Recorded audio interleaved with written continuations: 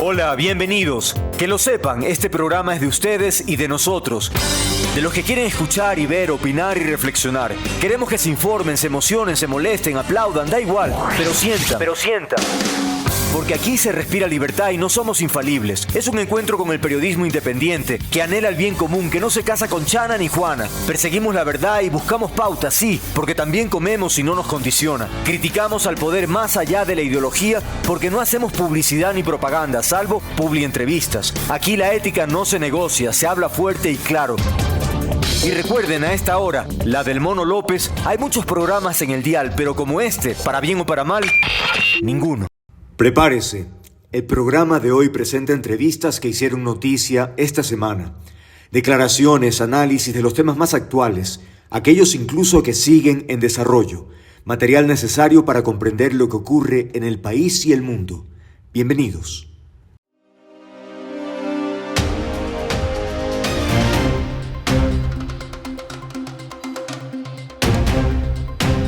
Ya lo vemos en pantalla, nuestro invitado se trata de Andrés Altamirano, coordinador del Observatorio de Contratación Pública. Lo hemos invitado porque queremos también entender esta polémica o este cruce de palabras que ha habido entre un movimiento político y la persona involucrada a propósito de la posibilidad de que hayan contratos de familiares con el Estado ecuatoriano, es decir, de la familia Noboa, de Isabel Noboa, con el Estado ecuatoriano.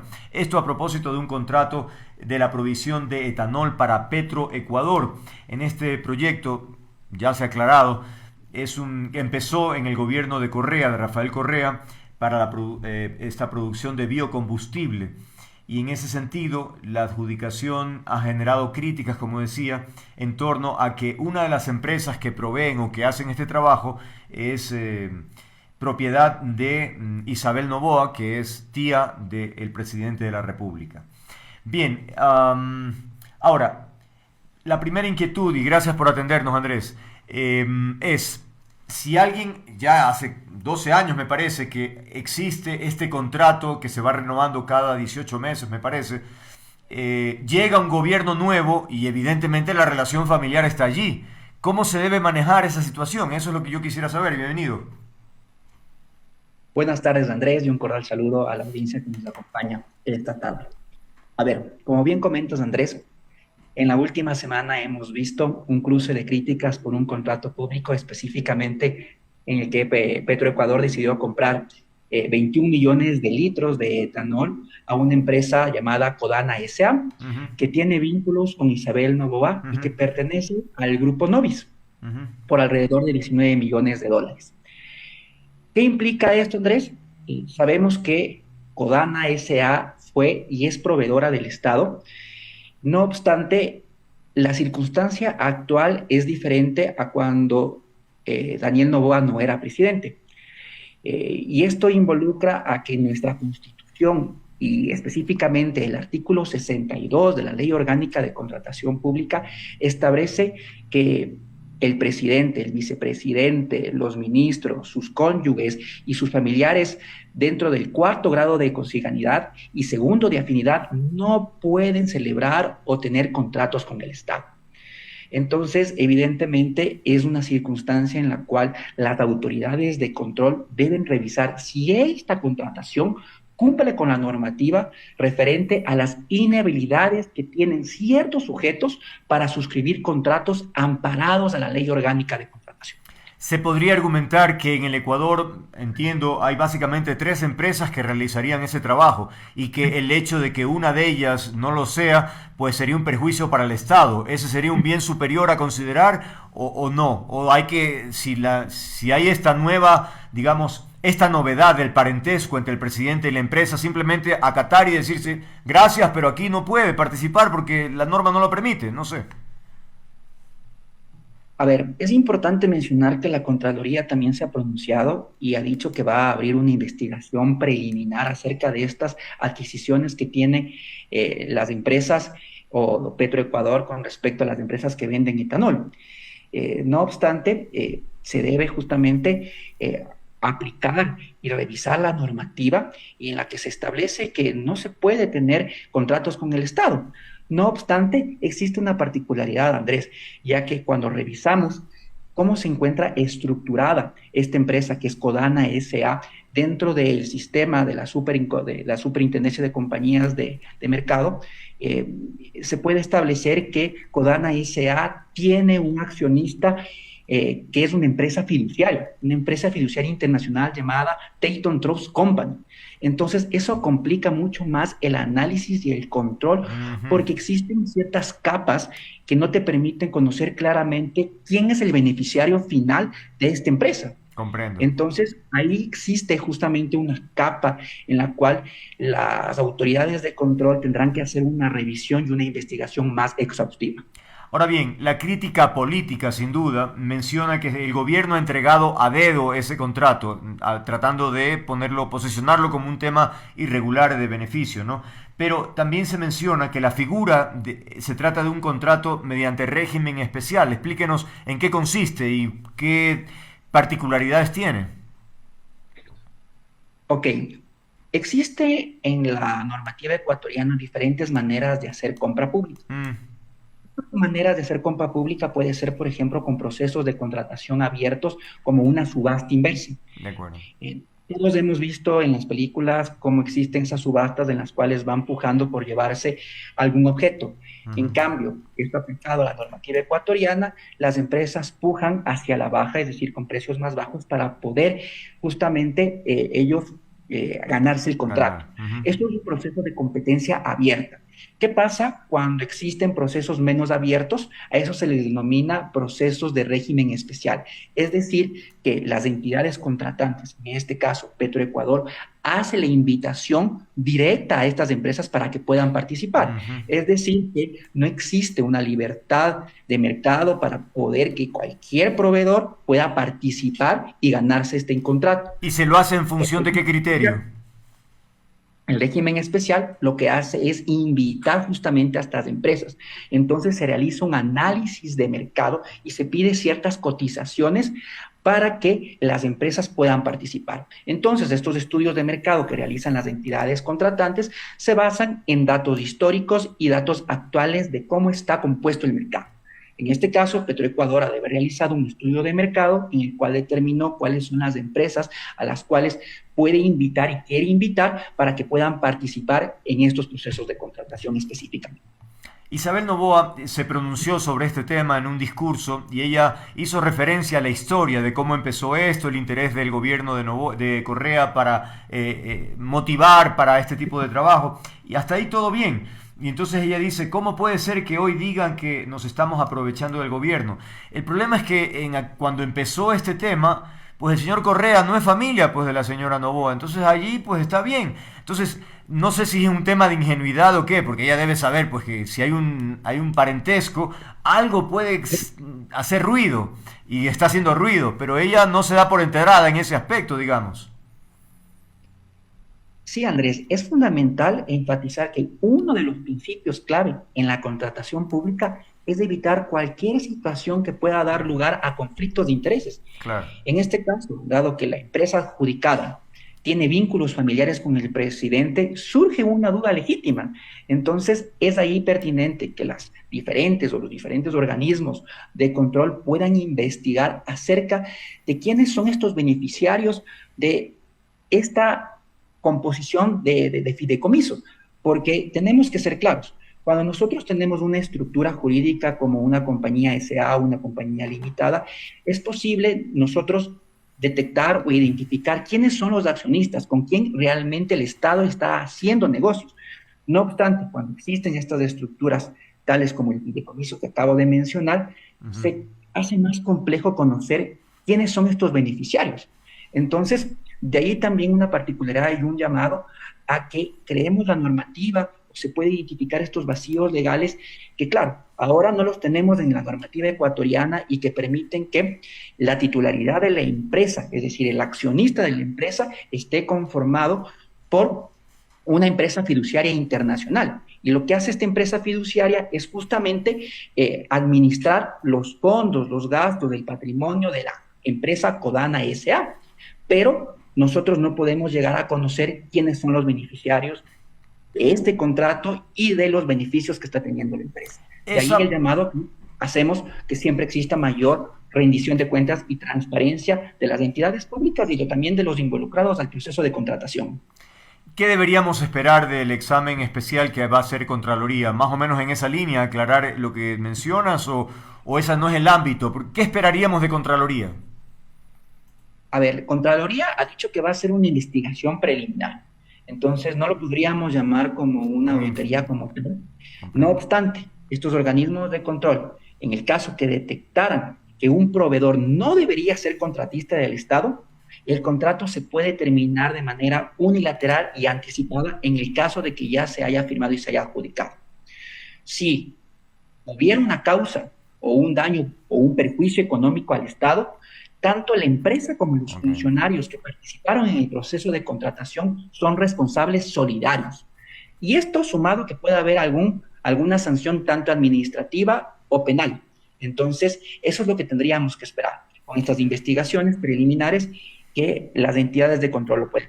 Ahora, eso en cuanto al manejo o a las pérdidas económicas, pero ¿en qué en cuanto a la parte legal? No sé si Procuraduría debería también pronunciarse, es decir, sobre la viabilidad de que esa empresa trabaje con el actual gobierno. Eso es lo que yo no sé quién dirime eso.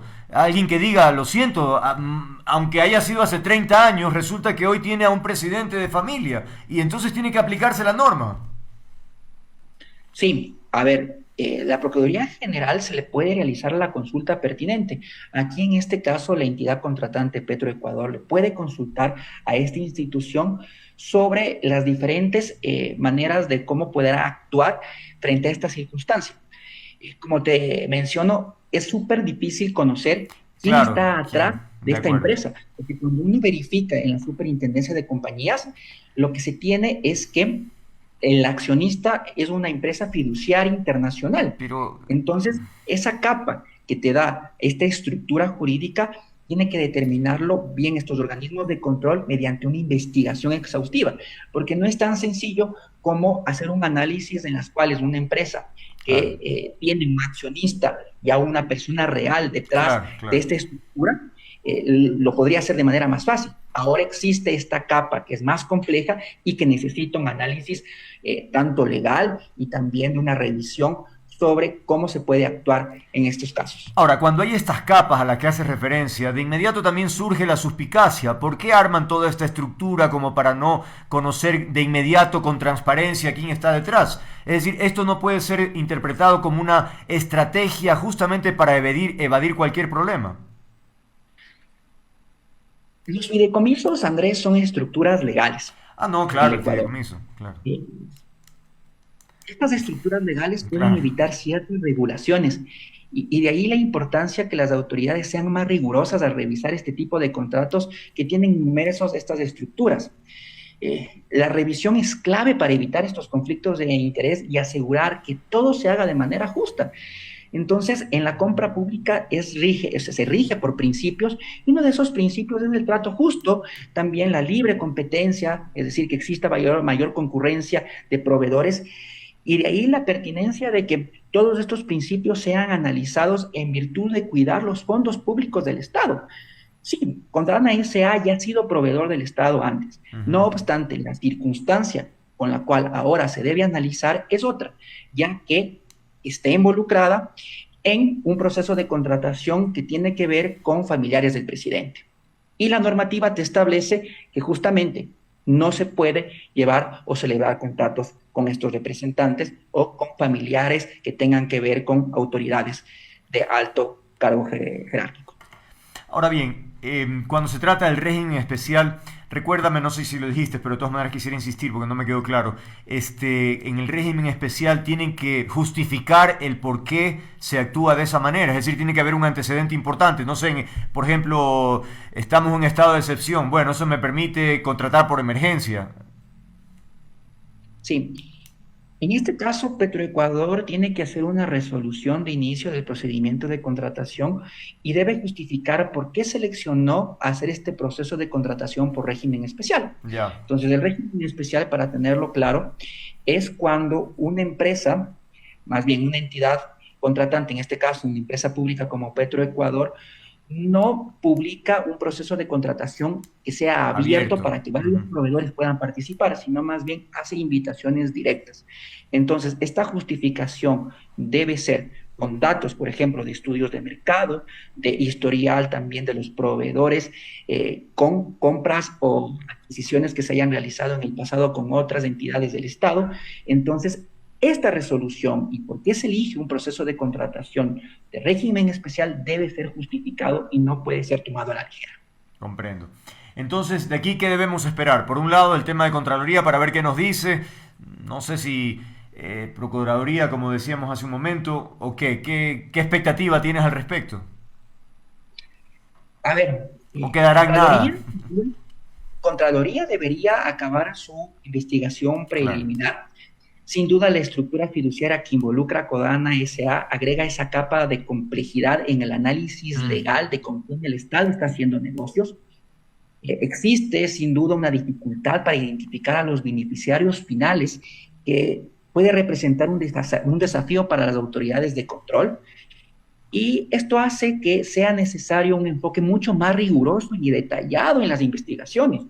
Y también depende que, en este caso, las entidades que realizan estos procesos de contratación, como Petroecuador, realicen una investigación, una revisión en el campo de la contratación pública, se llama debida diligencia, es conocer con quiénes realmente se está haciendo negocios y quiénes están atrás de estas empresas. Entonces, es necesario que se fortalezcan estas medidas, esperar cuál es la resolución o cuál es la decisión de Contraloría y tratar de que la confianza del público en las instituciones sea más clara y que exista mayor rendición de cuentas de todas las acciones que realizan tanto las entidades contratantes y que también de los contratistas, porque tenemos que recordar que la compra pública reúne tanto a un oferente como a alguien que demanda de bienes y servicios. claro, claro, claro. Entonces, la ciudadanía lo que espera es que estas instituciones al menos hagan una rendición de cuentas y sean mucho más transparentes. Pero preocupa el tema de filtros, Andrés, y aquí me voy a separar un poquito del tema, pero quisiera reflejarlo, porque también hay enorme polémica por el concurso que se lleva adelante para elegir a los jueces de Corte Nacional de Justicia, y el Consejo de la Judicatura contrató a una empresa que ha burlado todos los filtros. Porque cuando hemos conversado aquí con los vocales, dicen, bueno, nosotros contratamos a la empresa y confiamos en la empresa, pero resulta que ni el SRI, ni la Superintendencia de Compañías, ni CERCOP, que es Compras Públicas, nadie descubrió que es una empresa fantasma, que no tiene dirección, que no tiene teléfono, que no tiene capacitación ni antecedentes de hacer ese trabajo. Entonces uno dice, pero ¿y entonces en dónde estamos? O sea, ¿cómo es posible que tan fácilmente se puedan evadir esos controles? El primer filtro que se debe realizar y quien está a cargo es la entidad contratante. Entonces, si esos filtros son vulnerados, existen estos organismos de control que también deberían realizarlo. En el Ecuador, Andrés, se realizan alrededor de 200.000 procesos de contratación al año. Entonces, es bastante difícil tener a un grupo de funcionarios públicos vigilando todos los procesos Comprendo. de Pero tú contratación. dices entonces que, perdona que te interrumpa, dices que la empresa, o en este caso el Consejo de la Judicatura, tenía la responsabilidad ineludible de también llevar el control, porque eso es lo que han dicho ellos, más o menos, nosotros no nos hicimos cargo porque para eso están las otras entidades de control, nosotros no. No, quien tiene que hacer el primer filtro siempre es la entidad contratante. Y ahí Mm, otra vez recalco que debe haber procesos de debida diligencia, es conocer con quién se va a hacer negocios. Entonces, cuando tú realizas una investigación de mercado, igualmente, ves qué empresas tienen o se relacionan con el objeto contractual. Entonces, si esos filtros son vulnerados, claro, ahí vas a tener un proceso como el que tenemos actualmente en el Consejo de la Judicatura. No obstante, también debe haber otros procesos de verificación y de revisión por los organismos de control. Y ahí el llamado a que se puedan utilizar la información que se encuentra disponible para crear lo que se llama herramientas de banderas rojas, Andrés. Son herramientas que utilizan los datos, utilizan la información y que mediante algoritmos computacionales permiten detectar ciertos comportamientos sospechosos. De ahí que áreas como la de tecnologías o auditorías basados en la información que pueden ser creadas dentro de estos organismos de control, por ejemplo, la Contraloría General del Estado, puedan ir desarrollándose para crear estos sistemas. Imagínate una Contraloría General del Estado que tenga un área específica para análisis de información de la compra pública a través de una herramienta que te permita utilizar esa información y tener un proceso de contratación que tenga, por ejemplo, indicadores como que existe o que se está haciendo con una empresa fantasma, o que dentro de un proceso de contratación exista también un solo proveedor, porque estas indicadores o estas maneras de poder analizar la compra pública te va diciendo qué procesos son más riesgosos que otros. Comprendo. Entonces, de ahí también de poder robustecer estas áreas tecnológicas y tratar de tener como aliado a la tecnología y es eso. Nosotros como Observatorio de Contratación Pública hemos creado también una página llamada Contratos Transparentes S que utiliza esa información. Entonces, es ahí el llamado que las entidades de control también empiecen a utilizar la información y que puedan impulsar estas áreas de tecnología. Y entre ellas, entre estas entidades se cruzan información, pues presumo. Ahí es otro problema. Claro, la interoperabilidad de la información a veces es bastante cerrada, ¿no? A veces entre ni las entidades de control existe este cruce de información. Ese es otro problema más. Puedes tener un sistema en el cual tú analices los procesos de contratación, pero tienes que cruzarlo con la base de la superintendencia de compañías. Y ahí también el trabajo en el cual las entidades puedan cooperar para realizar estas detecciones de posibles casos de corrupción o posibles riesgos en los procesos de contratación. Comprendo. Bueno, ahí concluimos con el tema. Quiero agradecerle a Andrés Altamirano, coordinador del Observatorio de Contratación Pública, hablando sobre este tema puntual, como decíamos, este cruce de palabras sobre el tema. Y esto último también que tiene que ver con los filtros, que me parece increíble, ¿no? Que no haya esa posibilidad de en tiempo real cruzar información y tener los datos de una, ¿no? Que debería ser así. Bueno, muchas gracias nuevamente, que tengas una buena noche, Andrés. Gracias, Andrés. Buena tarde. Y buena tarde, igualmente.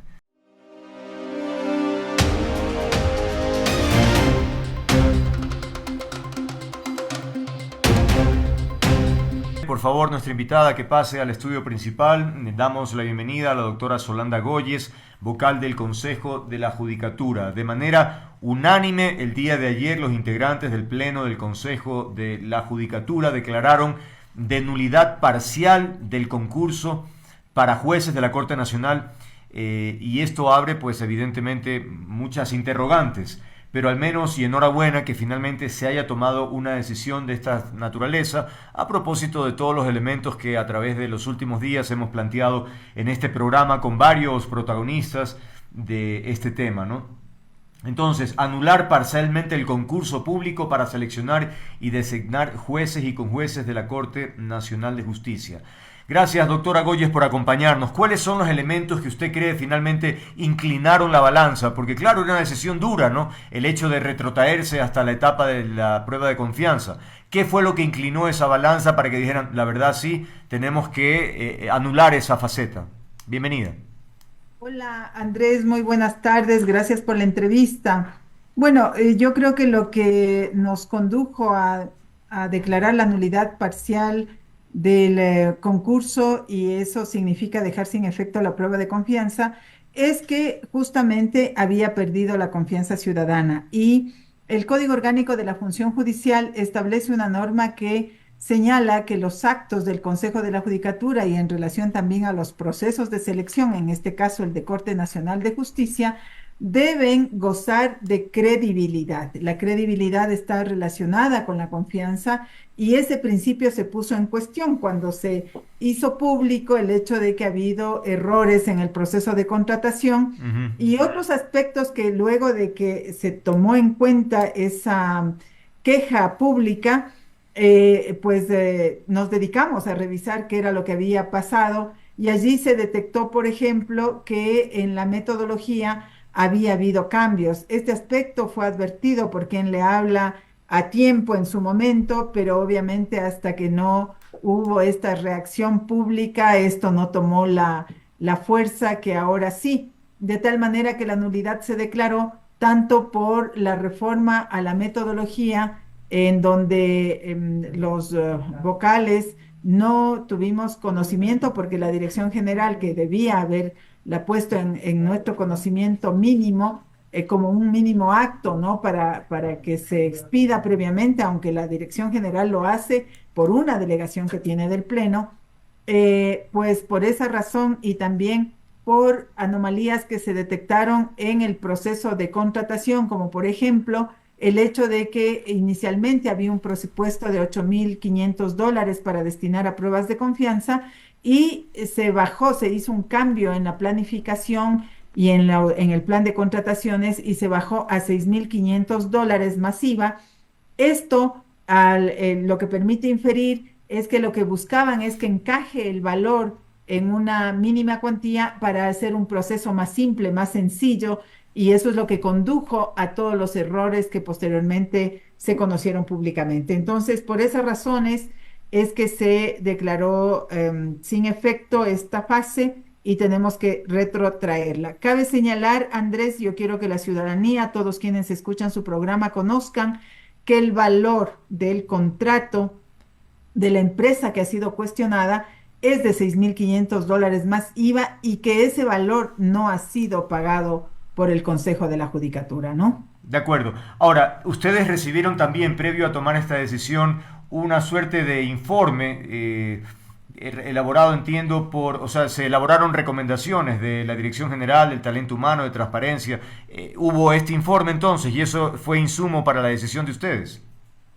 Así es, siempre en la función pública las decisiones que se toman se basan en informes técnicos porque es imposible, ¿no? Es algo que yo he respondido en estos últimos días frente a los cuestionamientos de por qué no hemos estado en el proceso de contratación, porque es imposible estar para un pleno de 4 personas, estar en cada detalle de las actividades. Las Claro. instituciones funcionan con responsabilidades y muchas de esas responsabilidades desconcentradas. Por lo tanto, si bien hay un deber y recae sobre los vocales, sobre la primera autoridad digamos, el deber, la Constitución le da al Consejo de la Judicatura de hacer procesos de selección para definir quiénes deben ir o no a la Corte Nacional en Ya. este caso, pero la ejecución siempre va a estar en manos de una multiplicidad de gentes. Y en este proceso hemos actuado más de 200 personas de lo que yo me puse a revisar.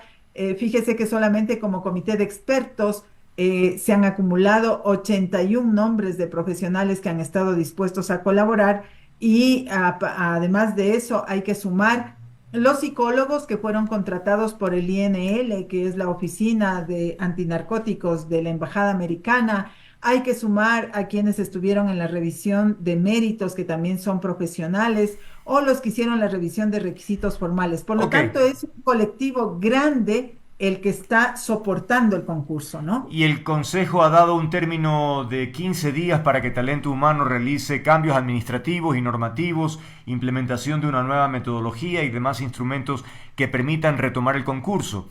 Pero lo que quiero tener claro, estamos hablando que se le encarga una responsabilidad a un departamento que ya demostró no haber sido capaz de llevar adelante eficientemente esta etapa.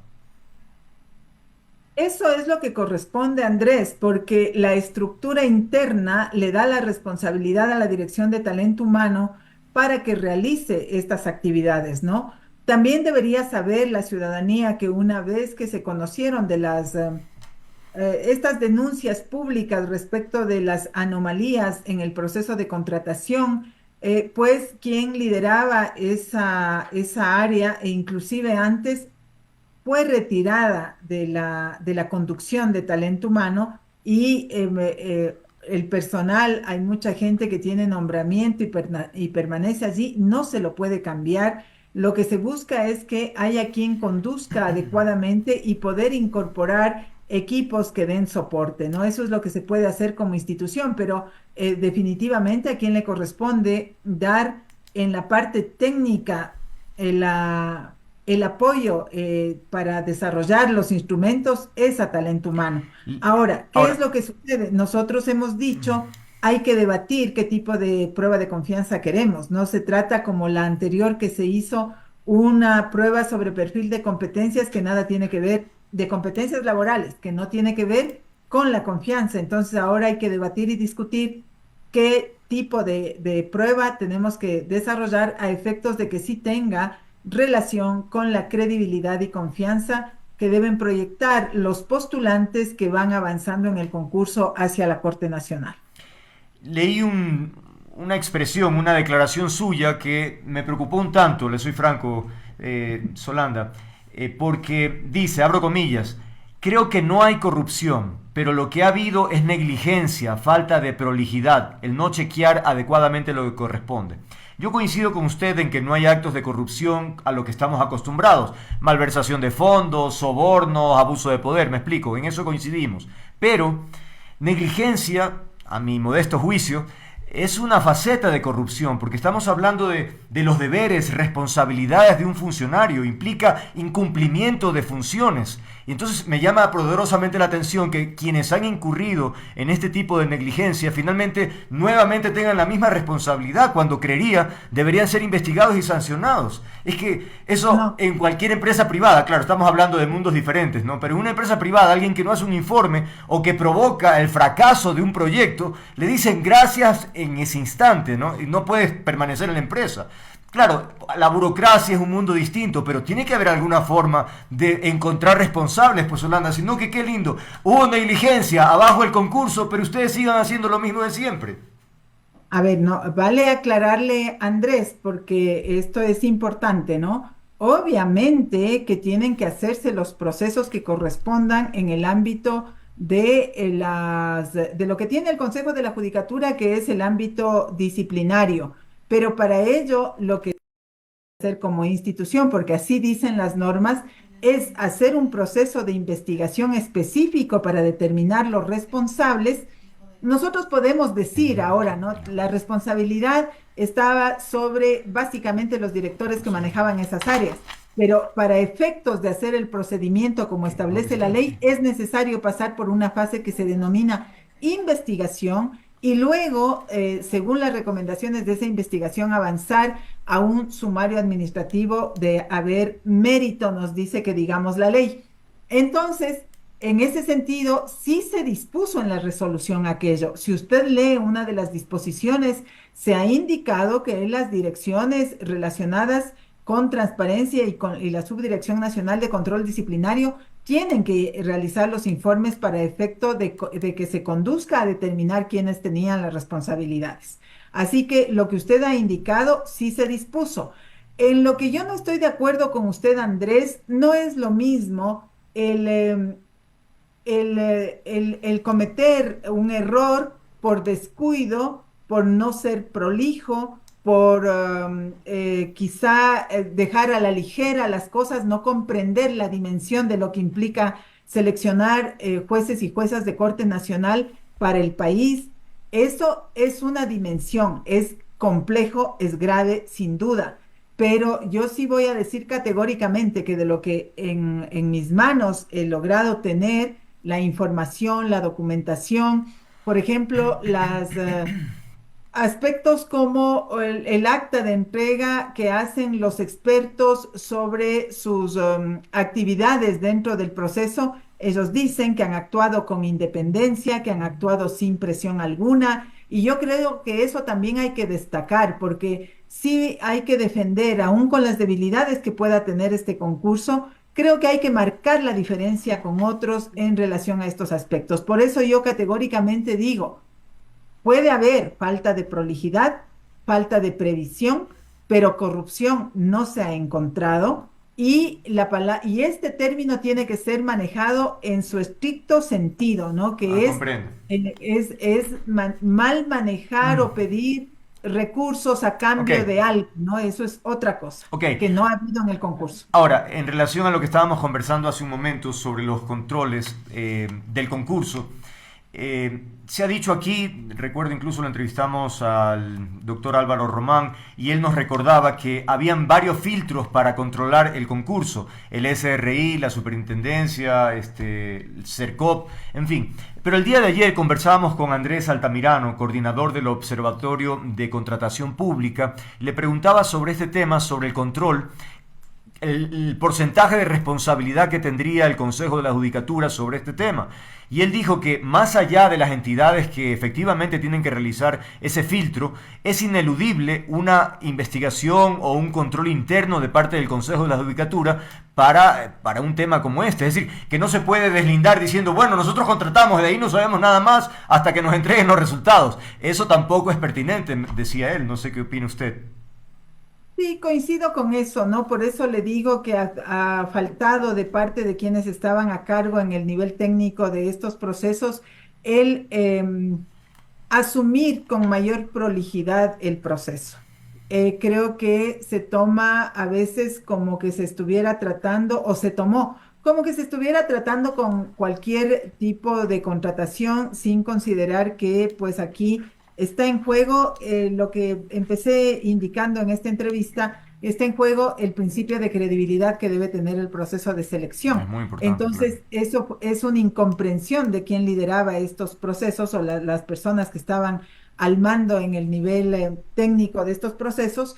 Y esa es una incomprensión compleja, es decir, no debería existir esas incomprensiones en funcionarios que están responsabilizados de aspectos tan importantes. Y desde luego que hay normas en donde siempre tiene que chequear, tiene que revisar, pero lo que se ha dicho es que inicialmente quien hace para el registro, ¿no? Porque cuando una empresa se registra, va a la superintendencia de compañías, va al registro único de contribuyentes y luego va al registro único de proveedores, pasa por varias instituciones y se supone que estas son las que hacen revisión de la existencia real o no.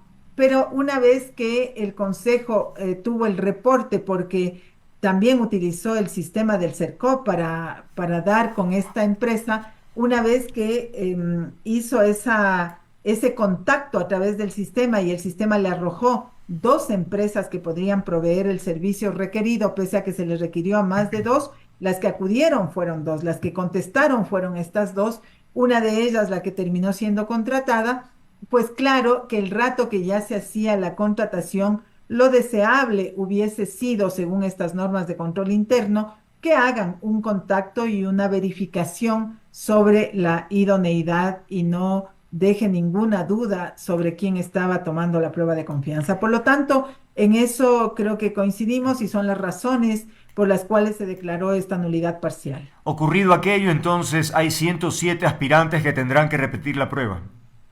Así es, son 107 aspirantes que superaron la prueba psicológica y según el cronograma que está en función del reglamento, pero también en función de la ley que determina las fases de un concurso, luego de esto corresponde volver a hacer la prueba de confianza y a la vez empezar a trabajar ya en la repetición de lo que es la fase de oposición que comprende una prueba teórica y una prueba práctica. Ok, ahora hay voces que disienten de lo sucedido. Una de ellas es de Paulo Caña, presidente del Colegio de Abogados de Pichincha y de la Federación Nacional de Abogados del Ecuador, porque consideran que la decisión es insuficiente, porque las irregularidades denunciadas empañan el concurso y que los jueces y conjueces que terminen designados serán deslegitimados por esto de la credibilidad, de la confianza a la que usted hacía referencia, pero capaz tal vez está un poco herida de muerte esa credibilidad, no lo sé.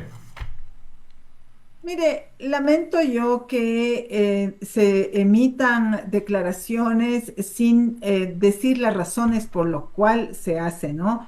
Yo he sido veedora en el pasado y usted lo conoce, Andrés, Ujú. pero siempre cuando se es veedor hay que tener un nivel de responsabilidad, ¿no? Cuando nosotros hemos hecho veeduría, lo primero que hacíamos era demostrar nuestras aseveraciones.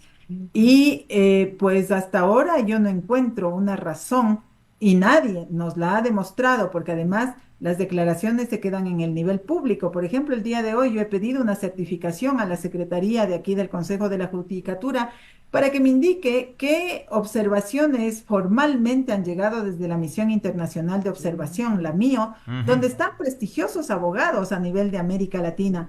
Y me acaban de contestar que no hay el registro de ninguna, pues estoy buscando cuáles son las observaciones de manera particular porque me voy a comunicar con ellos, me voy a comunicar con los que están haciendo estas aseveraciones con el objeto de invitarles comedidamente a mi Mm. oficina para mostrarles, a ver, cuáles son las razones que hacen, que aseveren que se requiere una nulidad total. Una de ellas, les he escuchado decir, por ejemplo, es que existe la sospecha de concusión sobre el concurso. Le quiero contar a qué se refiere ese proceso de concusión. Primero, es una investigación que Fiscalía la realiza porque recibe una notificación de una información que nace del propio Consejo de la Judicatura. No Ujú. es una iniciativa. Entonces, en el imaginario se piensa de una manera distinta a lo que es la realidad. Al Consejo de la Judicatura llega a través de nuestro sistema de denuncias, que tenemos un portal donde las irregularidades pueden ser expuestas por los ciudadanos, Ujú. llega una denuncia en donde es una denuncia cortita, en donde lo que aseveran es que hay funcionarios en el Consejo de la Judicatura que laboraron en el concurso 2023 que fue declarado nulo y que estaba bajo la administración en la presidencia del doctor Wilman Terán. Eso dice esa denuncia y más o menos es una especie de advertencia y les advertimos que siguen trabajando ahora en el Consejo de la Ajá, Judicatura. ajá. Y allí dicen que ha habido una supuesta oferta para beneficiar a alguien, pero la persona o las personas que hacen llegar esta información al Consejo, uno de los aspectos que señala es que no van a dar su nombre, no van a tener una firma de responsabilidad porque tienen miedo a las retaliaciones. Mm, Llega eso al Consejo de la Judicatura. La directora de Transparencia lo imprime, estoy hablando del mes de abril, antes de mediados del mes de abril, sube donde el presidente de ese entonces, el doctor Álvaro Román, y le dice, ¿qué hago con esto? Inicia una investigación interna. Ella le contesta, yo no puedo hacer una investigación interna si no tengo un documento de denuncia en donde haya una firma de responsabilidad y donde haya elementos que me permitan avanzar en esa claro. investigación. Entonces allí le contesta y le dice, por lo tanto, toma contacto con tu par o con el área correspondiente en fiscalía y remítelo como una noticia Ujú, de que ujú, esto llegó al Consejo de la Judicatura y eso ujú. es lo que hace. Le remite oficialmente con un documento formal a través de un oficio a la fiscalía indicándole esto nos ha llegado a nuestro sistema. Eso sucede en abril. Los allanamientos se hacen en julio. Y claro, en los allanamientos se dice que habría esta supuesta denuncia respecto del concurso del año 2024. Estoy hablando del tuit que hizo público la fiscalía. Cuando yo les he conversado esto a varios abogados penalistas, ¿no? Les he indicado y les he dicho, revisen ustedes lo que esto implica. Entonces, a partir de aquello, como hubo una información pública, sin haber averiguado absolutamente nada más, sino solamente por lo que salió en la prensa, Ujú. hay quienes dicen, este es un proceso viciado y tiene que echarse abajo desde el inicio. Y yo no concuerdo con aquello. Realmente no concuerdo, Mm, porque ujú. creo que deberían enterarse un poco más y si tienen elementos que nos permitan identificar que hay anomalías gravísimas como para hacer una derogatoria total del concurso, pues sería yo la primera en impulsarlo, ¿no? Pero no veo que haya aquello. Solanda, estamos en la parte final de esta conversación. Quería preguntarle, después del episodio también relativo al hijo de la jueza Tapia, sobre su contratación, el contrato, el ascenso, ¿cómo quedó la relación con la vocal Yupanqui? Porque parece que eran buenas colegas. No sé si después de esto ha quedado ahí un poco resentida la situación. En absoluto, Andrés, en absoluto, yo tengo mucho respeto y cariño por la doctora Yolanda Yupangui. Ella es parte de mi historia personal también, porque fue mi profesora en la Universidad de Mm, Derecho Tributario. Entonces, en ningún momento se trata esto de una disputa personal, en absoluto. Fui yo quien me acerqué a ella a decirle incluso que era necesario que demos una respuesta institucional, con lo cual logramos que el día viernes pasado pues saquemos la comunicación mm. firmada por los cuatro vocales diciendo le tenemos que dar una respuesta al país. Yo creo que el país está por sobre cualquier situación de carácter personal y tenemos que trabajar juntas y remar juntas para un mismo lado. Necesitamos Corte Nacional de Justicia. La Corte está recortada, trabajando con muchas dificultades justamente porque no tiene titulares Y esa es una prioridad que nosotros tenemos que ponerle mucho trabajo, mucho énfasis. Y obviamente lo único que yo hice es hacer las aclaraciones de los hechos, que siempre lo haré para que sea la ciudadanía la que juzgue, porque no se puede decir más allá de lo que va sucediendo. Entonces, eso es lo que yo puse en el tweet, la doctora Yupangui también lo puso, pero eso en absoluto va a minar la relación de respeto y consideración que yo le tengo a la doctora Yolanda Yupanqui. Y ya que estamos hablando de vocales, entrevistamos aquí a Merck Benavides el otro día también y lo notamos como que un poco distante de algunas actividades. No sé si hay que incorporarlo más, Yolanda, porque lo veo un poco como que no se enteraba de algunas cosas. Me dio la sensación, capaz me estoy inventando, pero bueno, Andrés, se lo dejo ahí. Yo tengo suficiente con todo lo que tengo que hacer. Ya. Suficiente. Sí, sí, sí. Está bien. Bueno, le agradecemos. Ha sido la doctora Yolanda Goyes, vocal del Consejo de la Judicatura, a propósito de esta decisión que trae cola, a propósito de lo que comentábamos de la Federación Ecuatoriana de Abogados y también del Colegio de Abogados de Arequipa-Pichincha. Vamos a ver qué desenlace puede tener o cómo prospera esa iniciativa, ¿no? Ya veremos qué pasa. Gracias y que tenga una buena tarde, noche. Gracias, Andrés. Muy amable. Igualmente, a usted.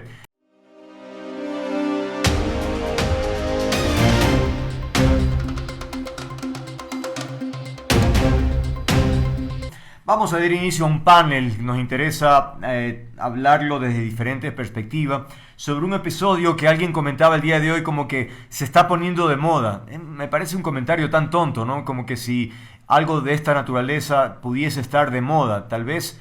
Y enhorabuena, las personas que se sienten afectadas tienen los arrestos de enfrentar y demandar cuando consideran que han sido víctimas de algo. Y si son 500.000 veces, pues bueno, que lo sean. No hay ningún problema. No podemos decir que porque hay un número determinado resulta que ya es suficiente, ya no presentemos más denuncias. Eso me parece que no tiene sentido.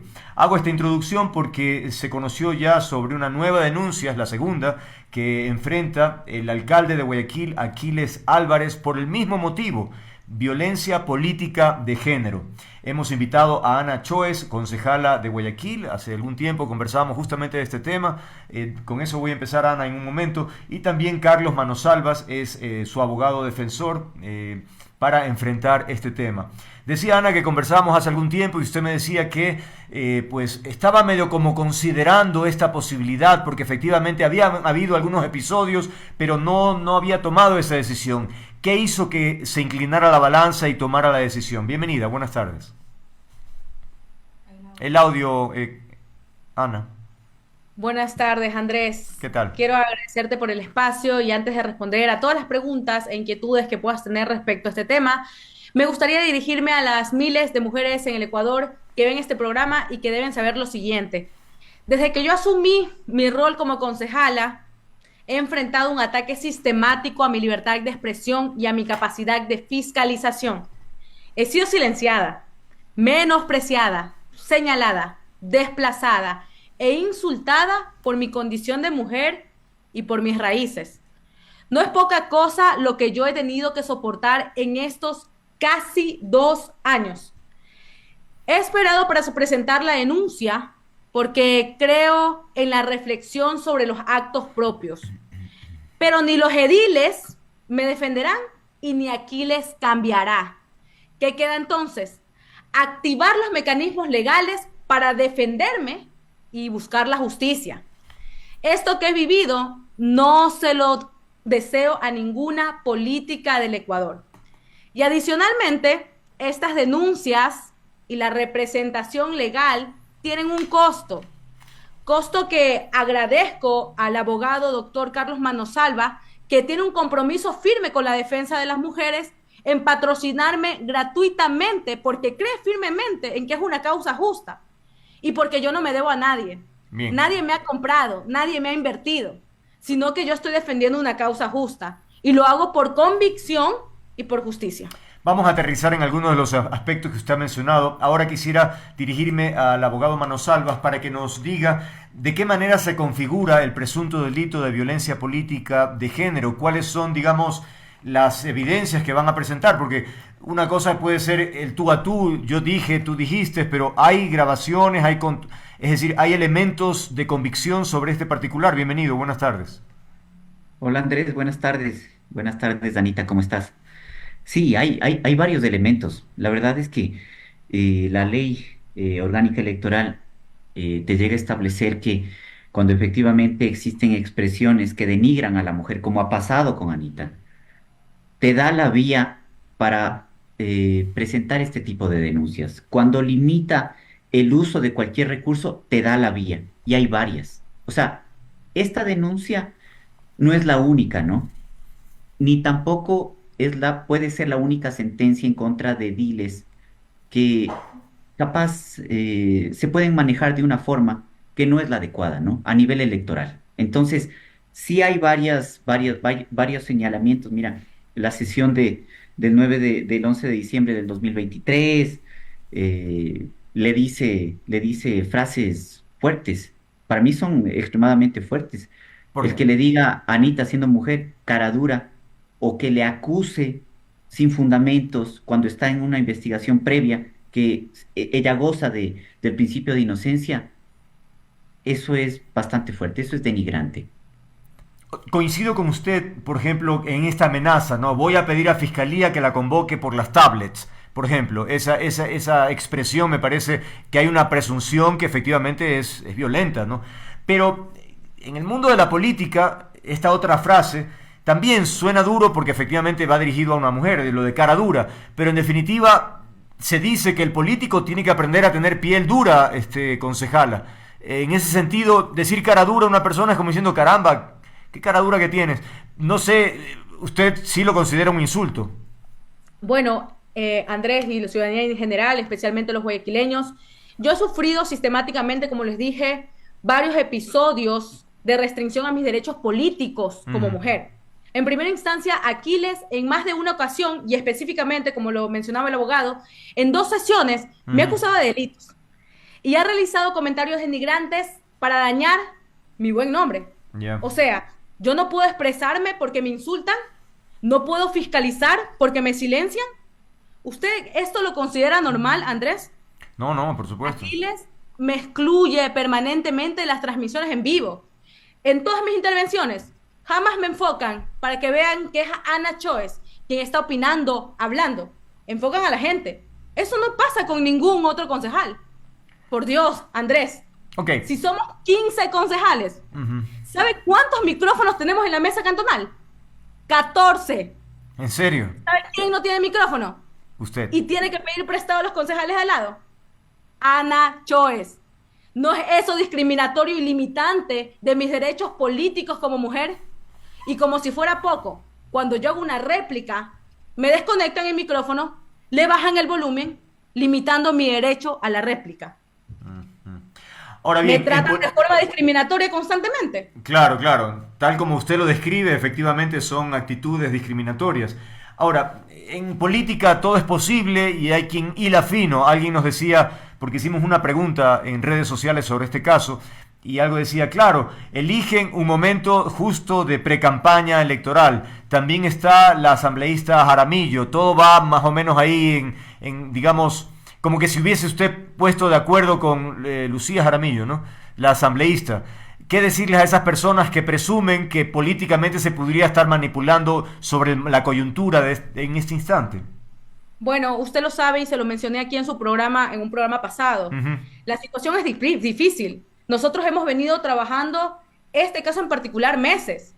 Y si no lo he hecho, como lo mencioné desde el inicio, es porque no tenía los recursos para poder afrontar el costo de una denuncia de este tipo. Y por eso públicamente agradezco al doctor Manosalva, que está comprometido con la defensa de la mujer, está comprometido con la democracia de una ciudad, de un país, y que ha tomado mi caso para defensa. Esto no tiene nada que ver con la circunstancia en particular de la asambleísta Lucía Jaramillo. Ella también está en su derecho. Fue agredida verbalmente por el alcalde. Esta no es la primera vez que hay un caso de agresión por parte del alcalde Aquiles Álvarez. Es una circunstancia, en mi caso en particular, discriminatoria. Es más, mientras todos tienen apoyo, es decir, los ediles tienen algún tipo de apoyo municipal para ejecutar su trabajo, yo tengo un currículum que ni siquiera está en buen estado. Está con la silla rota y eso ha sido cubierto ya por medios de comunicación. Es más, cuando en algún momento solicité para movilización, me dijeron que eso era complicado. Yo compré un carro Kia Picanto a cuotas para poder movilizarme a mis recorridos y asisto a mis recorridos sola, con 2 amigas y un amigo. ¿Y sabe por qué hago esto? Por la convicción de poder cambiar a la gente. Yo vengo de barrios populares, fui electa por el Distrito 1 de Guayaquil, yo crecí en el Guasmo Sur, sé por qué es necesario la obra pública y los servicios públicos. Y por esa razón, yo creo firmemente en que en los cargos de representación popular debe haber gente comprometida. Y si bien, Andrés, que no se confundan conmigo, yo puedo ser paciente. Lo que no puedo ser es una persona que no se haga respetar. Me he formado con mucho esfuerzo y, como les digo, vengo de barrios populares, pero tengo un perfil que avala todo mi trabajo.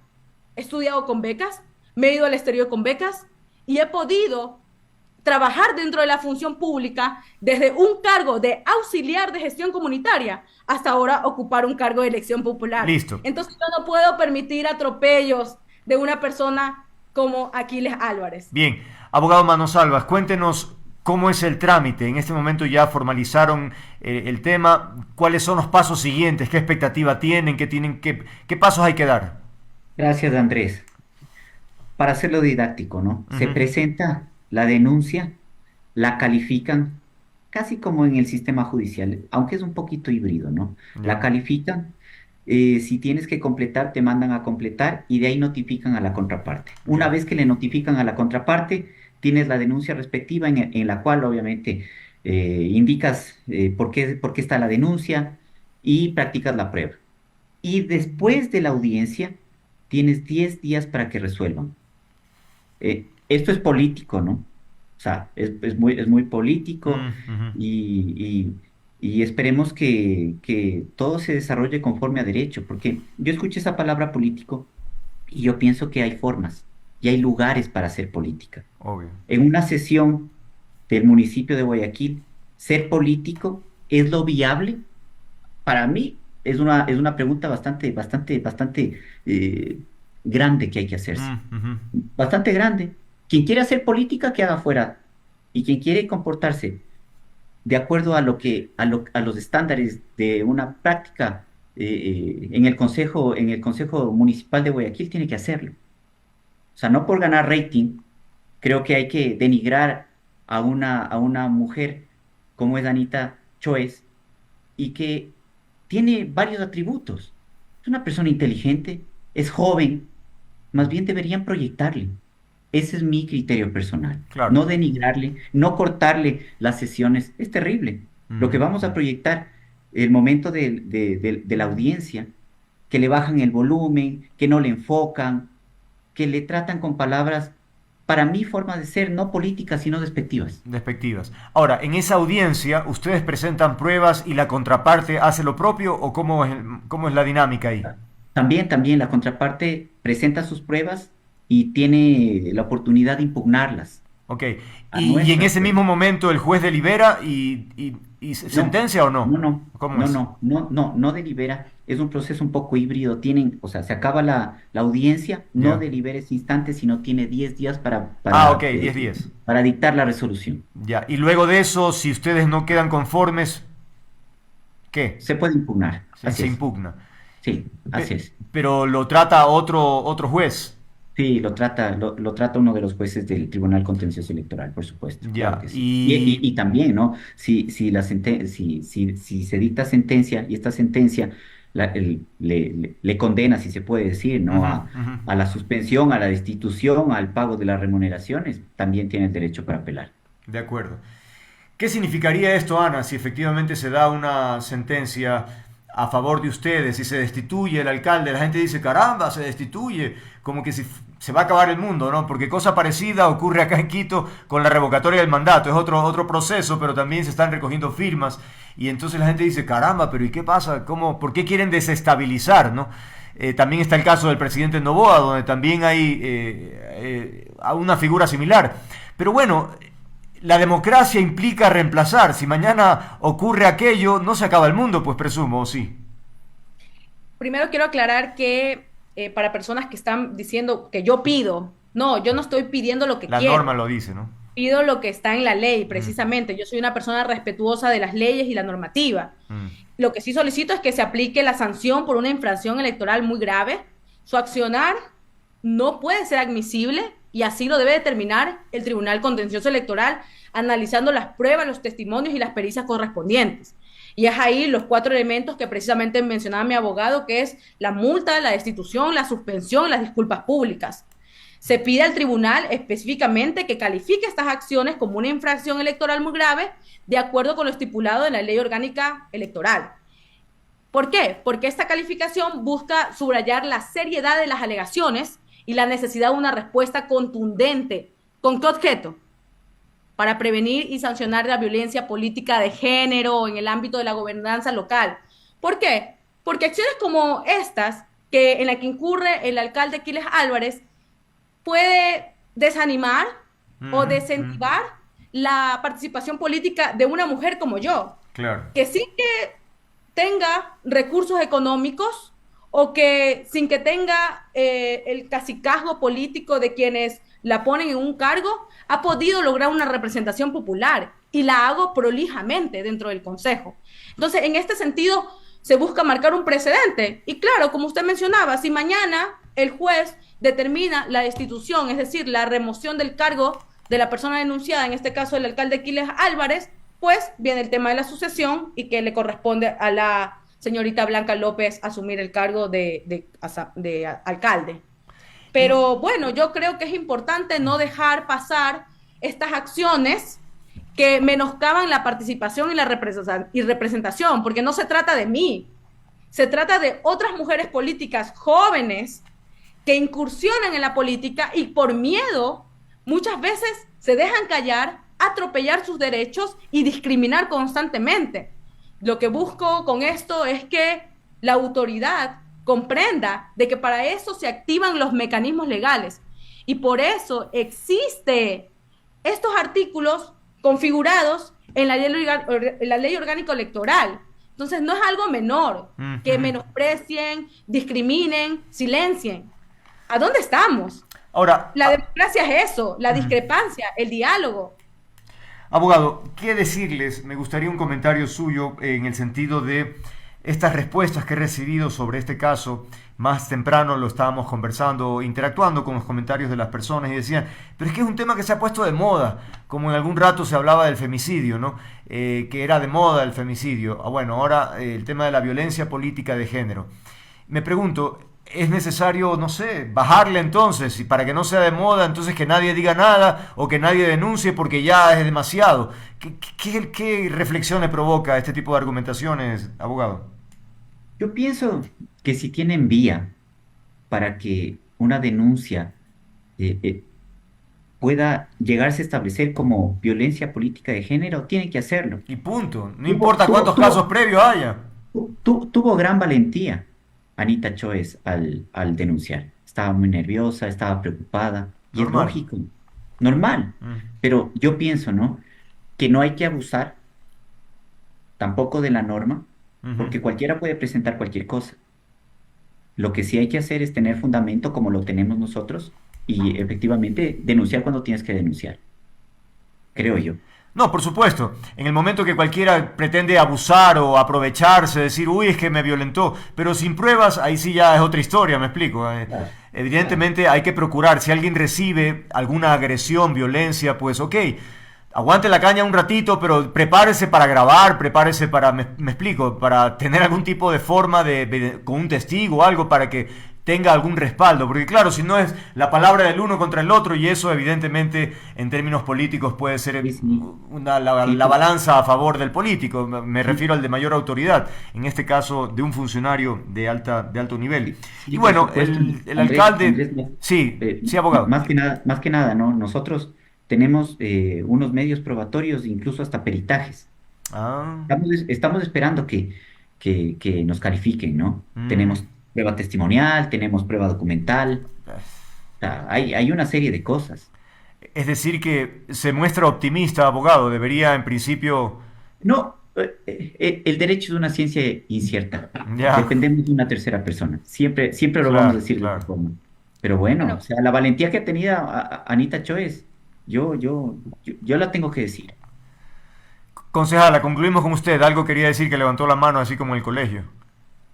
No, que en este caso particular precisamente hay pruebas y aparte las transmisiones son públicas. Ah, Ustedes pueden perfecto. entrar a la página del municipio y pueden ver Ahí todo está. lo que les estoy diciendo. Los videos son públicos. Mis Ujú. intervenciones dentro del consejo han sido públicas y cuando subo los videos pasa lo que les estoy relatando. He sido noticia de varios ataques referente a esto. No es nada oculto, no ha De sido nada acuerdo. oculto, no es nada armado. Son los hechos. Y sobre los hechos no hay invento. Ujú, ujú. Y bueno, hay el antecedente. En el caso de Aquiles Álvarez ha tenido varios episodios en donde ha expresado comportamientos violentos, ¿no? Por ejemplo, cuando le responde en Twitter, ha tenido enfrentamientos con varios ciudadanos comunes y corrientes que le critican y él pues muestra intolerancia y ha tenido cruces verbales, ¿no? Fuertes. Y en ese sentido, pues bueno, lo que nos cuenta la concejala no resulta entonces extraño ni nuevo. Como ha dicho, también están las transmisiones. Y bueno, veremos, ojalá la justicia actúe apegada a derecho, punto. Nadie está pensando en dedicatoria tampoco para nadie en especial. Pero cualquier funcionario, no me importa el rango, cualquier funcionario que decide irrespetar la normativa merece una sanción. Y ojalá así se siente un precedente para que los funcionarios aprendan a ser ejemplo. No puede ser que los funcionarios más grandes, digamos, en cargos, hacen lo que le da la gana y le parece que es lo máximo, porque tienen esta actitud de prepotencia. Eso es absolutamente inaceptable. Tienen que ser ejemplo de tolerancia, de conversar con la gente, en fin, de entender y dar mejor calidad de vida a las personas. Bueno, veremos cuándo habrá noticias, abogado. Ya con eso cerramos rápidamente. Más o menos, ¿cuándo cree usted que se sepa algo? Yo pienso que en esta semana, Ah, en ya. esta semana ¿Qué máximo. debería decir en esta semana? ¿En qué cosa? Si califica o no la denuncia, Ok, si califica, le notifican ya. a la contraparte, ¿no? Que en este caso es el alcalde. De acuerdo. Y él tiene un tiempo para contestar. Y luego Bueno, vamos a audiencia. perfecto. Entonces, vamos a ver qué pasa. Ojalá se esclarezca, es decir, que se dé paso a ese primer momento y que el señor Álvarez se prepare para defenderse ante estas expresiones de violencia que se han manifestado. Gracias a Ana Choes, concejala de Guayaquil, Carlos Manosalva, abogado defensor de la concejala Ana Choes, a propósito de esta violencia política de género que han demandado. Que tengan una buena noche, gracias por haber estado aquí. Muchas gracias por la oportunidad. Un gusto.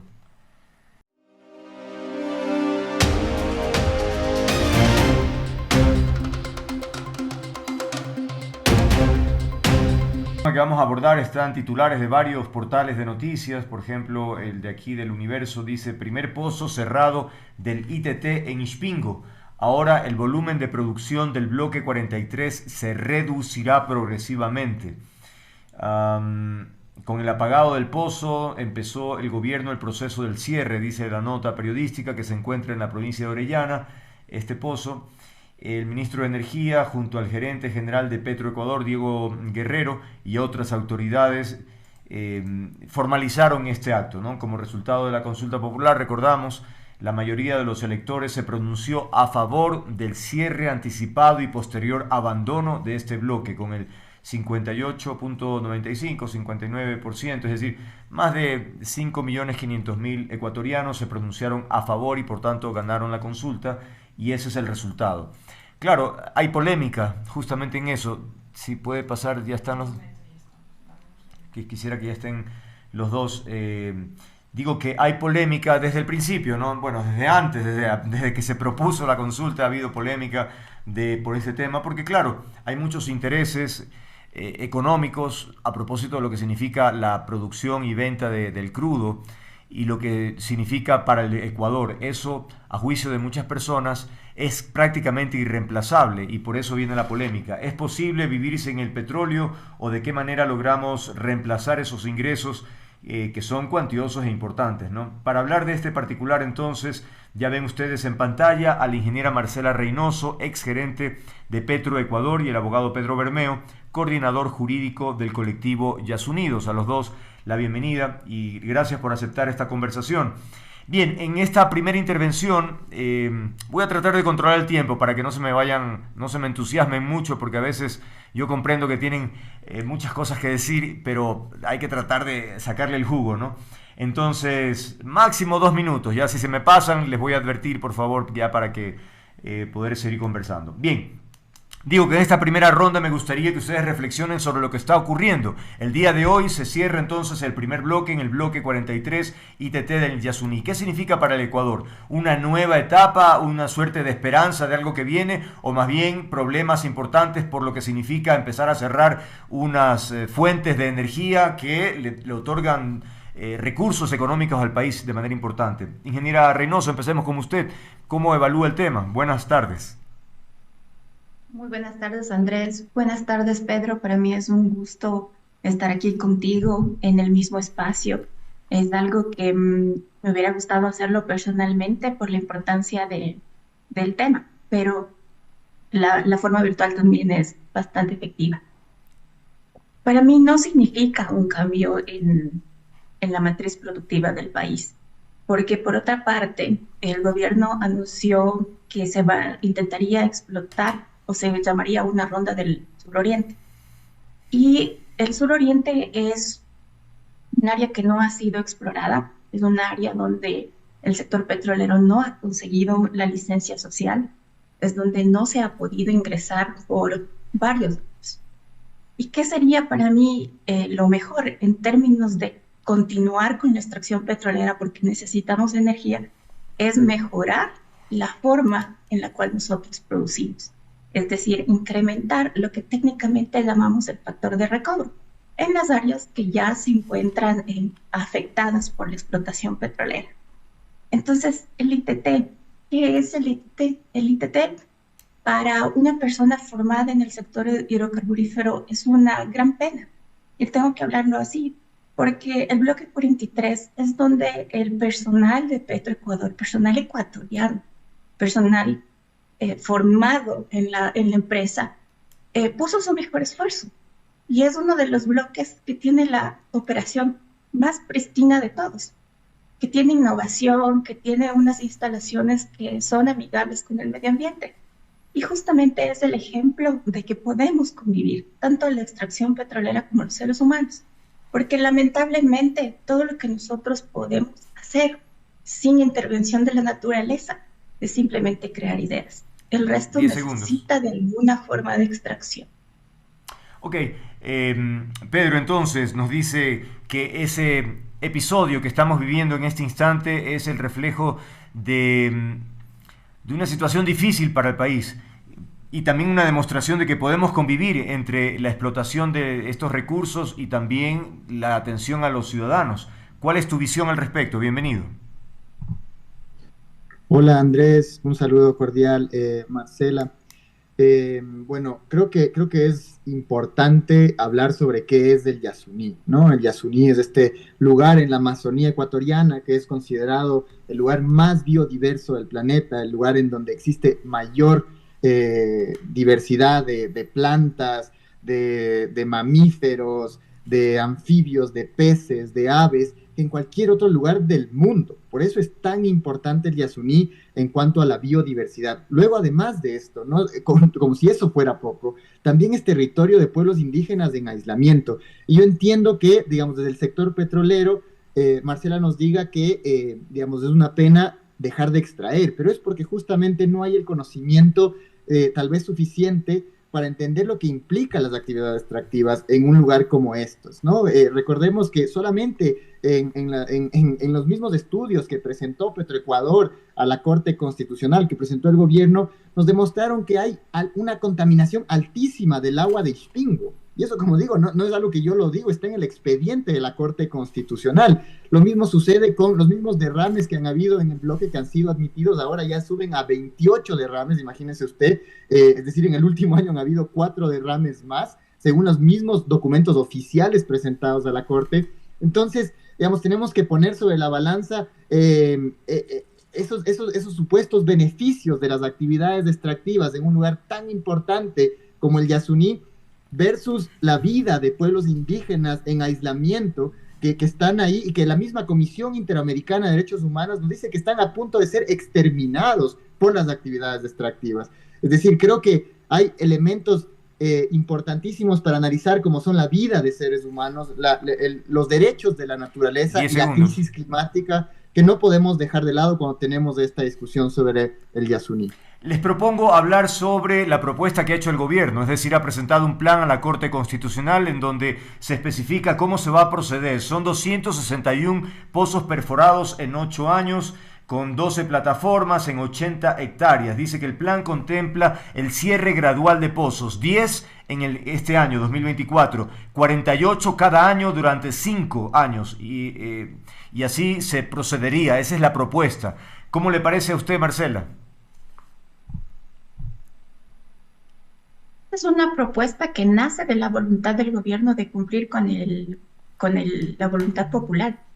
Es una propuesta que es bastante costosa, muy difícil de llevar a cabo, porque implica movilizar recursos monetarios como físicos para poder realizar estas actividades. Y otra cosa que es muy importante es que no existe en la legislación actual los reglamentos para poder abandonar pozos que estén en producción. Hay que recordar que la industria hidrocarburífera es altamente regulada y nosotros tenemos normativa para hacer prácticamente cada paso que hacemos durante la producción. Entonces, esta es una de las barreras que se tiene que mitigar para poder dar cumplimiento con el mandato ciudadano. Y en cuanto al tiempo, Marcela, diría que es el adecuado, porque muchas personas dicen 5 años, pero claro, estamos hablando de una infraestructura enorme y dicen también que el gobierno es para precautelar posibles fugas, cuidar el medio ambiente. Un poco esos son los argumentos que se plantean, ¿no? Sí, la intención de la consulta es precautelar el medio ambiente, es respetar los derechos de la naturaleza. Y en este sentido, no se pueden hacer las cosas tan rápido como se pensaría, como en el año que estaba dado. Un abandono de un campo es un proceso larguísimo que prácticamente no tiene una similitud a nivel internacional. Este sería el primer caso donde se abandona un campo en producción. Okay. Entonces, abandonar los pozos, digamos que del subsuelo para abajo, implica muchísimas tareas para asegurar que los fluidos, que el petróleo no empiece a migrar y eventualmente salga a la superficie. Entonces 5 años es correr. 5 años es correr para poder cumplir con la voluntad ciudadana. Es un tiempo bastante justo y es algo que se ha estado pensando para poder llegar al cumplimiento. Ahora, la consulta decía un orden progresivo. En este orden progresivo, tal vez podríamos avanzar en un tiempo más extenso, como unos 10, 12 años, para hacerlo sin afectación. Caramba. Bueno, a ver, Pedro, está bien, solamente que llama la atención para quienes no estamos involucrados en el tema, imaginar tanto tiempo para este tema, porque además se menciona ya un poco con análisis político, no sé si hila fino, ¿no? 5 años significaría que el gobierno, si se reelige, pues tendrá de todas maneras ciertos ingresos, es decir, que le va a ayudar el proceso, no es de inmediato. Pero en definitiva, ¿cuál es tu visión sobre el tiempo que se establece para el cierre total de esos pozos, Pedro? Bueno, yo creo que, a ver, es importante decir que al gobierno le tomó literalmente 1 año hacer un escrito con un informe incompleto, que lo único que nos dice es que el famoso comité para el cumplimiento se ha reunido un par de veces y que hay que hacer más estudios. Eso es lo que nos dice el informe que se ha presentado a la Corte Constitucional. Ni siquiera nos da un cronograma concreto, sino que nos pone, digamos, a discutir y dice que va a contratar y hacer un estudio más amplio que tendría que verificar si se cumple o no se cumple con lo que establecido.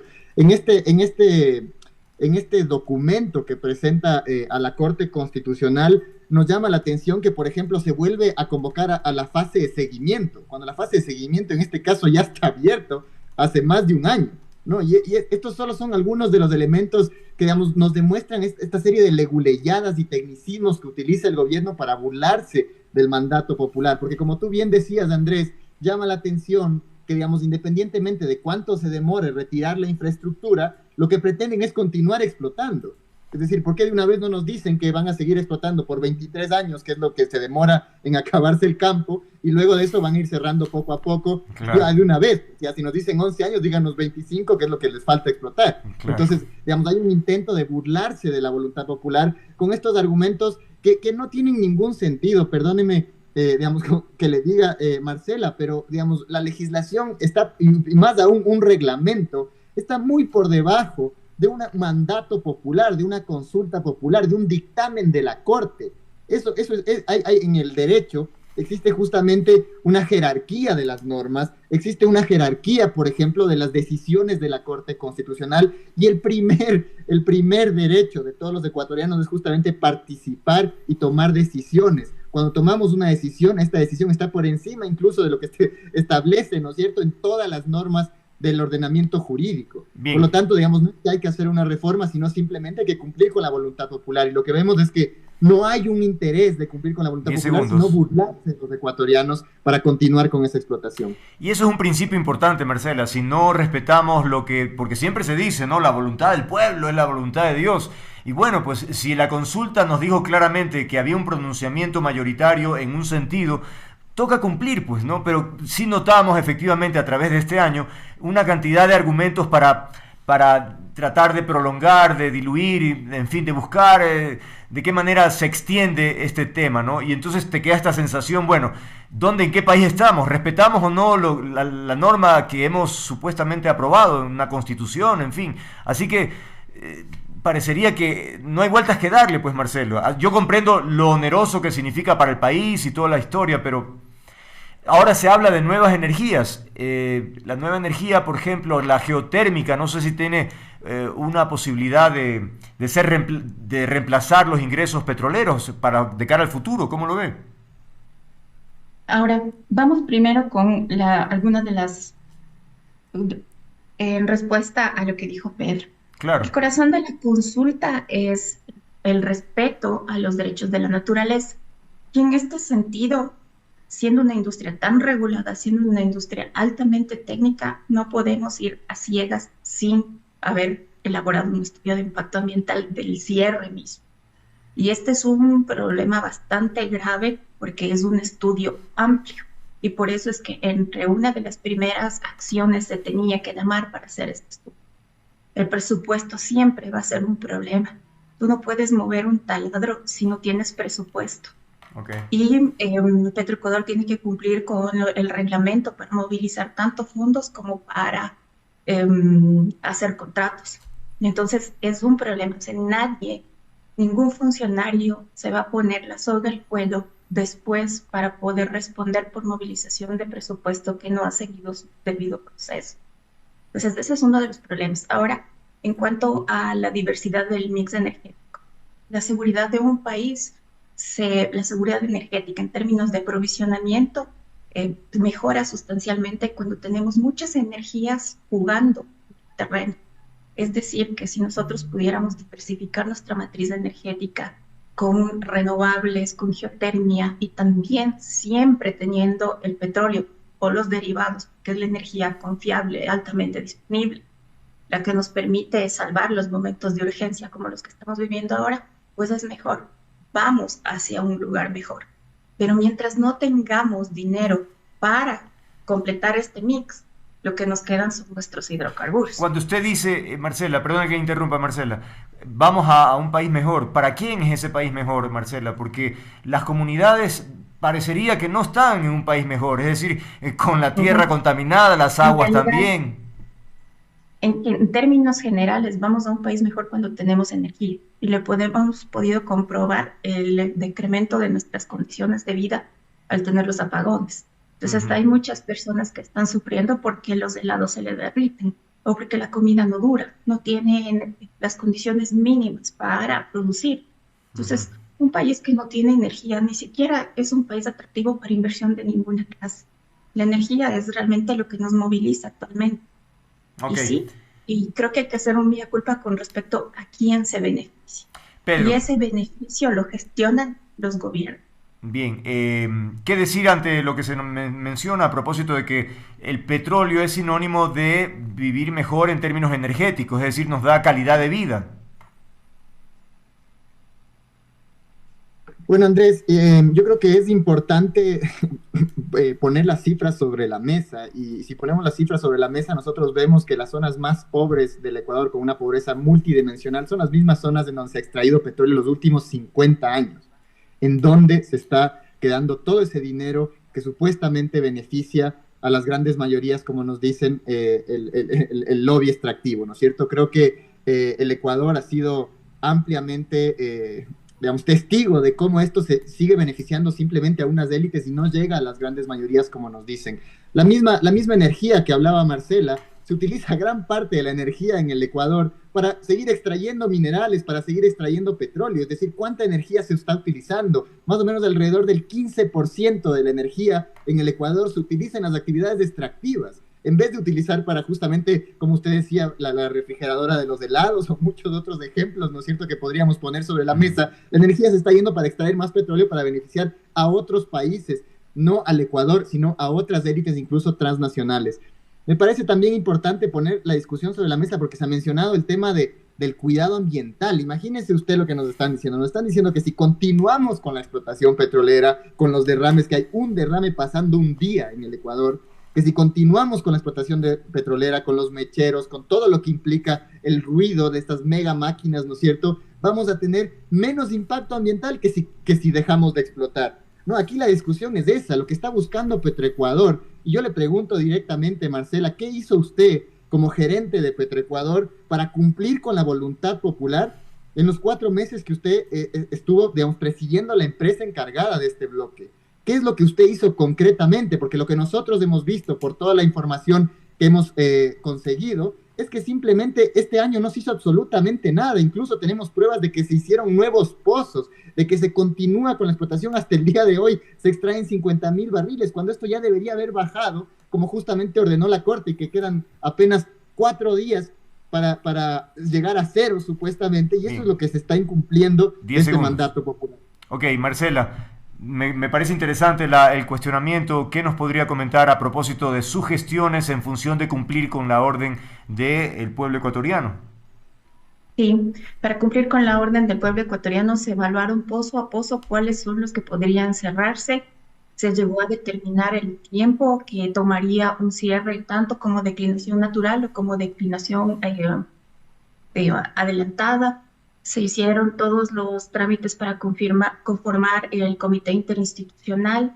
Se hicieron muchísimas gestiones comunitarias porque justamente Pedro bien lo señala, la pobreza multidimensional es muchísimo mayor en el Orén, que fue lo que hicimos durante mi gestión, darle prioridad al tema de relacionamiento comunitario y cumplir con los compromisos que se tenían rezagados desde hace más de 12 años.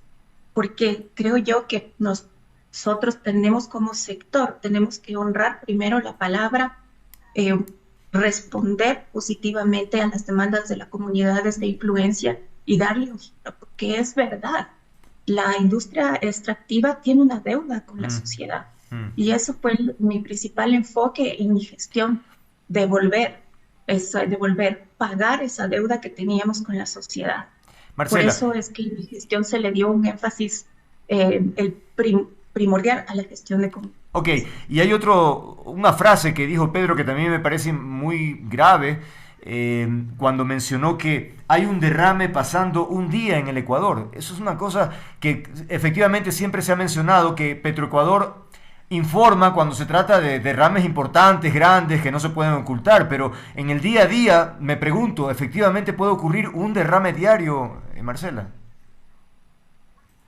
Mira, hay que separar qué es lo que las categorías de derrames. Hay ciertos derrames pequeños que se hacen dentro de las instalaciones, es decir, yo abro una llavecita para tomar una muestra de crudo y se escapa el crudo de la botella, eso ya es un derrame.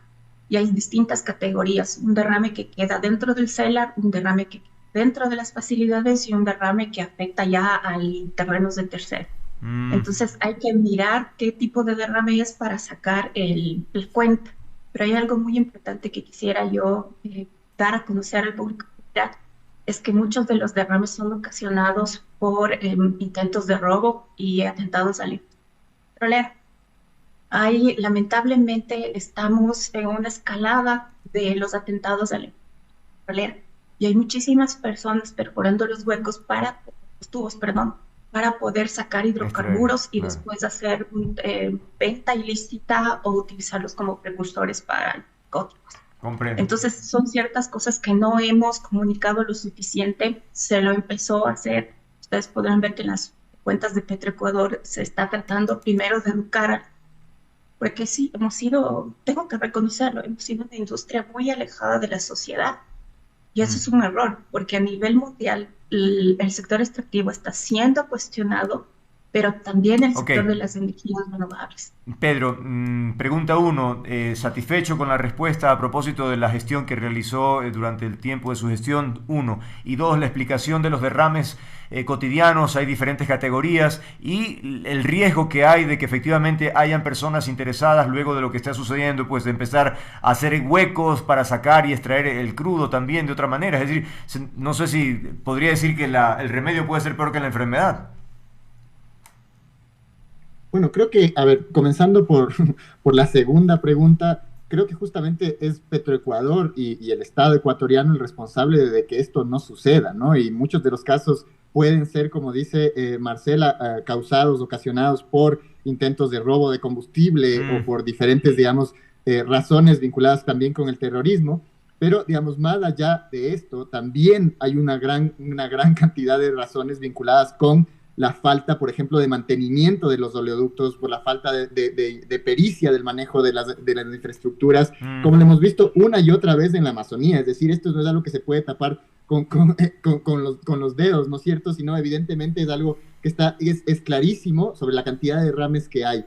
A mí me parece, digamos, y ahora sí pasando a la primera pregunta que me hacía sobre el trabajo de Marcela como gerente de Petroecuador, a mí sí me deja, digamos, muy preocupado que Petroecuador se haya tomado un año entero para presentarnos, ¿no es cierto?, este plan de abandono, que como digo, ni siquiera está completo, sino lo que manda es hacer una consultoría para ver realmente cuánto tiempo se va a demorar. Es decir, ni siquiera se ha hecho esa evaluación que nos dice de pozo a pozo para saber exactamente cómo va a ser ese cronograma. No hay un cronograma específico, concreto, en el que nos diga cómo, cuándo y dónde va a haber ese retiro, cuánto exactamente va a costar. Y más bien, digamos, yo me pregunto sobre cómo es posible que ese plan de abandono tengamos que discutirlo ahora, un año después, cuando la misma ley, el Código Ambiental establece que el plan de abandono tiene que hacerse previo a la explotación petrolera. Tiene que haber antes de que se dé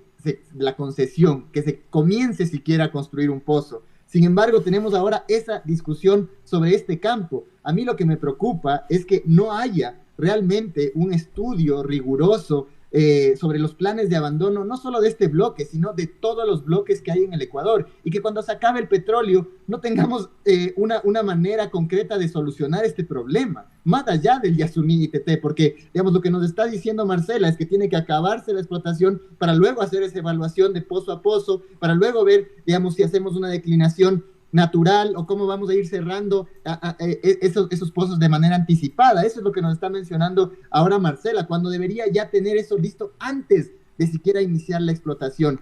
Yo también pongo sobre la mesa otro argumento sobre el tema de que el petróleo en el Ecuador se está acabando. Más allá de la consulta popular del Yasuní o no, ¿qué vamos a plantear como alternativa si ya está todo destruido, todo contaminado?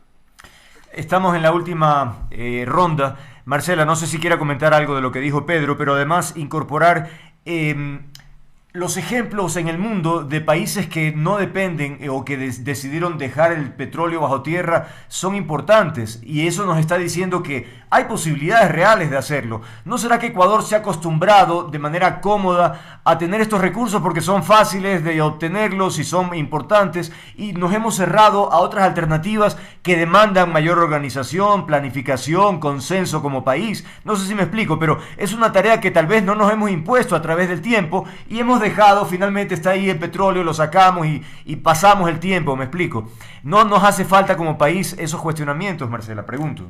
Por supuesto que nos hace falta como país estos cuestionamientos, porque hay que tomar en cuenta que un plan de desarrollo de un país no se lo elabora en un mes, ni dos, ni en tres. Y un plan de cambio de estructura productiva tampoco se lo hace en 5 años. Un cambio de este tipo toma entre 30 años.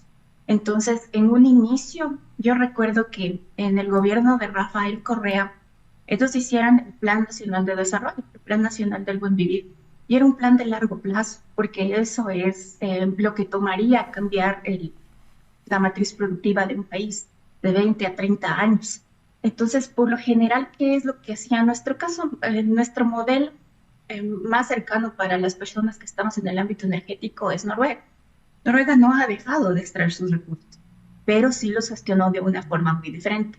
Ellos formaron un fondo soberano y fueron con un proyecto de largo plazo para poder apalancar su economía. También hay que tomar en cuenta que Noruega es un país mucho más pequeño que nosotros, es de una población más homogénea y con una vocación también de planificación. Ahora, estamos frente a un nuevo proceso electoral y yo quisiera que nos preguntemos qué candidatos nos están proponiendo un plan de desarrollo de largo plazo. No solamente necesitamos un plan de seguridad, porque la seguridad finalmente es una consecuencia de todos los problemas que tenemos detrás, de nuestra falta de atención a la educación, nuestra falta de atención a la salud, al empleo. La inseguridad para mí es una consecuencia, no una causa. Entonces preguntemos, sí, yo estoy completamente de acuerdo con Pedro. No ha habido en los últimos años un gobierno que nos presente una propuesta de largo plazo. Entonces eso es lo que como ciudadanos debemos pedir a nuestros candidatos. ¿Cuál es la propuesta de país a largo plazo? Y en esta propuesta, ¿vamos a utilizar los recursos extractivos? Sí o no. Porque hay que tomar una cosa en cuenta, que sin recursos no hay justicia. Sin justicia no puede haber sostenibilidad. Bien, concluimos, Pedro, con también a las ideas que se han mencionado, si quieres comentarlas. Adelante. Bueno, yo coincido con lo que dice Marcela, ¿no? Creo que es fundamental que haya este plan a largo plazo en el que justamente nos muestre esa transición ecológica. Desde Yasunidos nosotros no planteamos que debe dejarse de extraer petróleo el día de mañana y digamos, buscar una alternativa económica. Nosotros hemos planteado ya muchísimas alternativas económicas justamente que no afectan a los sectores más empobrecidos, que no afectan a la naturaleza y que nos pueden brindar un desarrollo que sea realmente sustentable y no a costa de los más pobres, como normalmente ha sucedido aquí, o a costa de la naturaleza. Creo que es fundamental tener claro que expertos petroleros, las empresas más grandes de petróleo, como por ejemplo BP, establece que Ecuador se está quedando sin petróleo. Ya no hay nuevas, incluso el Banco Mundial, entre las fases de desarrollo que ve para el Ecuador, ya no toma en cuenta el petróleo. Y lo que dicen los expertos es que entre máximo 7 a 15 años, el Ecuador va a pasar a ser un importador, digamos, ya va a dejar de ser un exportador de petróleo. Todo el petróleo que tenemos va a ser para consumo interno. Y eso quiere decir que si no nos ponemos hoy en día, si no definimos hoy justamente ese plan para salir de esa dependencia del extractivismo, el momento en que llegue esa crisis, que dejemos de tener, ¿no es cierto?, las divisas que nos produce el petróleo, entonces vamos a tener una crisis aún mucho más grave de la que tenemos hoy, ¿no? Y es por eso que, digamos, Yasunidos y el movimiento indígena y muchas otras organizaciones nos enfocamos muchísimo en debatir esto, en poner sobre la mesa el debate sobre cuáles son las alternativas reales que tenemos en el país y si el petróleo o la minería son esas alternativas o si más bien deberíamos buscar otras vinculadas más con lo que tenemos, con esa gran riqueza que es la gente, ¿no es cierto? Con esa gran riqueza que es la naturaleza y hacia allá enfocar nuestras industrias.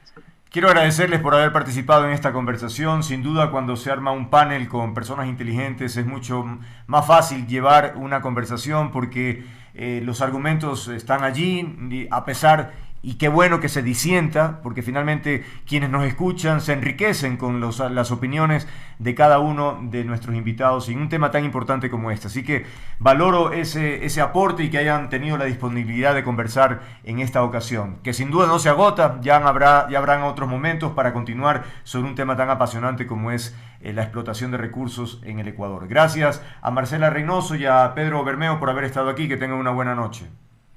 Igual, muy buena noche, Pedro, un gusto. Muchísimas gracias por el espacio. Gracias, Andrés, y buenas noches, Marcela. Gracias a ustedes. Es tiempo de despedir, pero recuerden, me encanta lo que hago, disfruto interactuar con ustedes. Si quieren encontrarme, aquí estoy y estaré comprometido con el periodismo, con las ideas, con los afectos. Un apapacho, los espero siempre. Chao, chao.